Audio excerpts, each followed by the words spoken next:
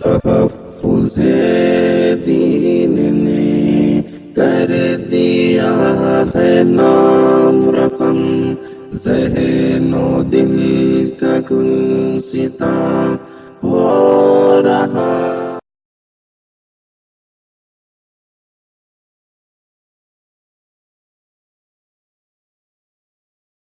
نہ دیکھ پائے۔ اسی طرح پانچویں چیز، ٹھیک ہے، جب ہم پیشاب یا پیخانے کے لیے بیٹھیں گے اور کھلے میں اگر ہو تو ہمارا چہرہ اور پیٹھ دونوں قبلے کی طرف نہیں ہونا چاہیے۔ ہم جب بیت الخلاء کے لیے بیٹھتے ہیں تو ہمارا چہرہ اور پیٹھ دونوں قبلے کی طرف نہیں ہونا چاہیے، لیکن اگر بند ہے، جیسا آج کل ہمارے گھروں میں بند ہوتے ہیں، تو اس میں کوئی معنی نہیں، اس کا قبلہ اور اس کا کوئی اہمیت نہیں۔ لیکن اگر کھلے میں ہیں، آپ اوپن اسپیس میں آپ جا رہے ہیں، تو تب آپ کو یہ بات کا دھیان رکھنا ہوگا کہ میرا چہرہ اور پیٹھ قبلے کی طرف نہ ہو۔ لیکن جب آپ بند میں ہیں، جیسا آج 4 دیواری ہمارے بیت الخلاء ہوتے ہیں، تو بند بیت الخلاء میں اس کا کوئی مسئلہ نہیں انشاءاللہ، لیکن کھلے اگر ایریے میں جا رہے ہو تو اس کا ضرور احتیاط کرے کہ چہرہ اور پیٹھ دونوں پیشاب پیخانے وقت نہ ہو۔ نبی اکرم صلی اللہ علیہ وسلم فرماتے ہیں، صحیح بخاری اور صحیح مسلم کی متفق علیہ روایت، آپ نے فرمایا لا تستقبلوا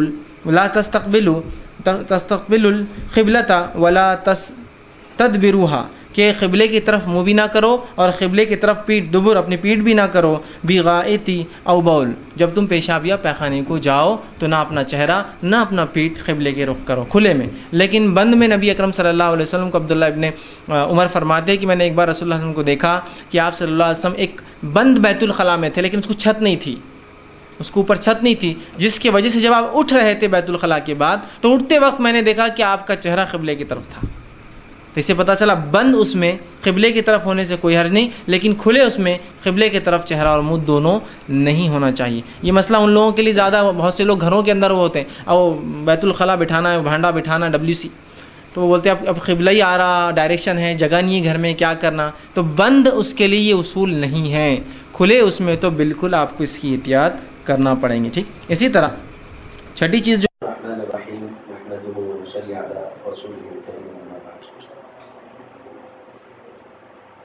ہمارے اس زمانے میں ایک نیا فتنہ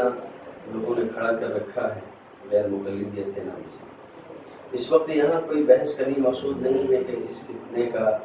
نام اور نسب اور اس کی کیفیت اور اس کی تاریخ کیا ہے۔ اس وقت تو بتانا یہ مقصود ہے کہ اس فتنے نے اپنا نام اہل حدیث رکھا ہے، اور یہ اپنے آپ کو حدیث والا کہتا ہے، اور دوسرے لوگوں کو قیاس اور رائے اور اس پر اور اس پر چلنے والا کہتا ہے۔ آئیے ایک مسئلہ میں آپ کو حنفیہ کا اور غیر مقلدین کا بتاؤں، اور اس میں ہم لوگ سمجھیں گے یہ لوگ اصل میں حنفیہ کو یہ کہتے ہیں کہ حنفیہ ہمیشہ ضعیف حدیثوں پہ عمل کرتے ہیں، یا قیاس اور رائے پر، یا یہ کہ ان کے پاس دلائل نہیں ہے۔ یہ ہمیں ہمارے مسئلے میں وہ مسئلہ جو قبلے کی طرف قضاء حاجت کے سلسلے میں رخ کرنے یا پیٹ کرنے کا مسئلہ ہے، اس مسئلے پہ ہمیشہ تانا دیتے ہیں۔ بلکہ احسن الفتاویٰ کے مصنف نے تو اپنی کتاب احسن الفتاویٰ کے اندر مفتی رشید احمد صاحب نے یہ بھی لکھا کہ کراچی کی ایک مسجد کے پاخانے اور پیشاب کی جو جگہیں تھیں انہیں توڑ کر، یعنی جو غسل خانے، حمام اور اسی طرح بیت الخلاء وغیرہ تھی، انہیں توڑ کر قبلہ رخ بنایا گیا۔ اور ان سے جب کہا گیا کہ یہ آپ نے قبلہ رخ کیوں بنایا، تو انہوں نے کہا کہ یہ ایک مردہ سنت تھی، ہم نے اسے زندہ کیا۔ یہ اپنے اس طرح کے مسائل میں بہت تشدد برتتے ہیں۔ آئیے یہ دیکھیں کہ حنفیہ قضاء حاجت کے موقع پر قبلے کی طرف رخ کرنے کے سلسلے میں کہاں ہیں، کیا ان کے پاس دلائل ہیں یا نہیں ہیں۔ میں کوشش کروں گا کہ دلیل کسی حنفی کے گھر سے نہ دی جائے، اس لیے کہ حنفیہ کے بارے میں تو ان کا خیال یہ کہ ان کو حدیث بھی نہیں آتی۔ میں ان کے بہت بڑے عالم جن کو یہ امام فی الحدیث، محدث العصر اور سب کچھ کہتے ہیں، البانی کی کتاب سے حوالہ دیتا ہوں۔ یہ البانی کی کتاب فتاوی البانیہ آپ کے سامنے موجود ہے۔ اسی فتاوی البانیہ کے صفحہ 153، 152، 153 پر طہارت کے مسائل موجود ہیں۔ انہی میں ایک سوال یہ موجود ہے،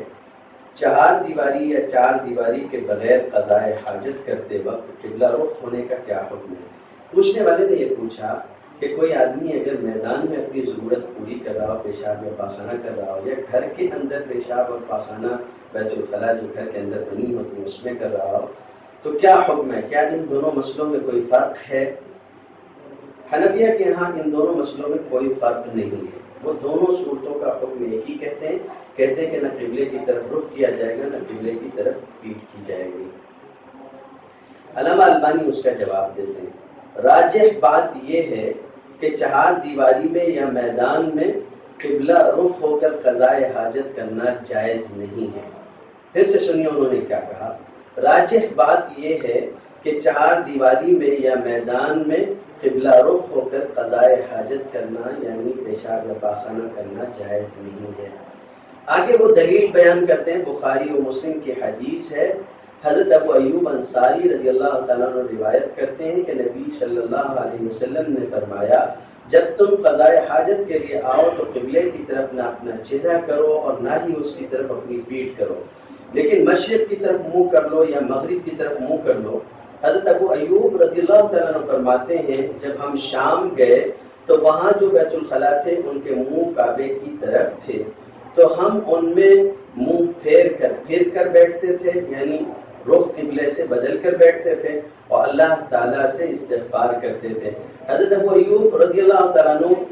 جو کہ اس حدیث کے راوی ہیں، جو راوی الحدیث ہیں، وہ اس حدیث کو عام معنی پر محمول کرتے تھے، اس لیے تو استغفار کیا کرتے تھے۔ اسی طرح اور بھی استنباطی دلائل ہیں کہ جو اس قول کو مضبوط کرتے ہیں، مثلا ایسی احادیث بھی ہیں کہ جن میں مسلمان شخص کو قبلہ رخ تھوکنے سے منع کیا گیا۔ آپ صلی اللہ علیہ وسلم نے مسجد میں ایک آدمی کو دیکھا کہ جو قبلہ رخ ہو کر تھوک رہا تھا، آپ صلی اللہ علیہ وسلم نے اسے منع کر دیا، جبکہ وہ چار دیواری والی مسجد ہی میں نماز پڑھ رہا تھا۔ ہر عقل مند شخص سمجھ سکتا ہے کہ قبلہ رخ تھوکنا جو ہے یہ قبلہ رخ ہو کر قضاء حاجت کرنے اور پیشاب کرنے سے کمتر درجے یعنی چھوٹا عمل ہے، انہوں نے کہا۔